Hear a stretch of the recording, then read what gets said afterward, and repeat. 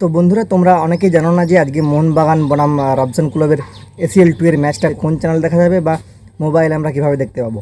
এছাড়াও Jamie Maclaren খেলবে কিনা এ নিয়ে তোমাদের অনেকের প্রশ্ন রয়েছে। তো আজকে তোমাদেরকে আমি এই ভিডিওতে সেটাই বলে দেবো।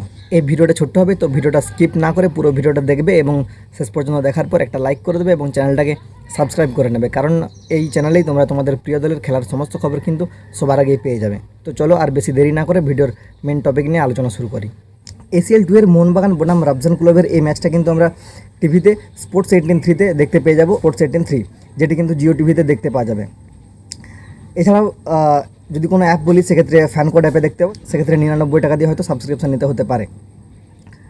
এরপর যদি বলি জেমি ম্যাকলারেনের আপডেট নিয়ে, হ্যাঁ, জেমি ম্যাকলারেনকে কিন্তু মোহনবাগান টিমের সঙ্গে প্রস্তুতি নিতে দেখা গেছে, প্র্যাকটিস করতে দেখা গেছে। তবে এই ম্যাচে খেলবে কি খেলবে না সেটা নিয়ে কিন্তু এখনও 100% কনফার্ম নয়। 50-50, তিনি খেলতেও পারেন আবার না খেলতে পারেন। আর যদি খেলো কারোর পরিবর্তন হিসেবে নামেন খেলার শেষের দিকে। তো এই হচ্ছে আজকের আপডেট। আর একটা খবর বলে দিই, নুনো রেজ কিন্তু এখনও মোহনবাগানে এসে পৌঁছায়নি, তার আসতে মোটামুটি এখনও 1 সপ্তাহ সময় লাগবে এবং তার মোহনবাগানের হয়ে মাঠে নামতে হয়তো এখনও 12 থেকে 15 দিন সময় লাগবে। তো এই হচ্ছে আজকের আপডেট।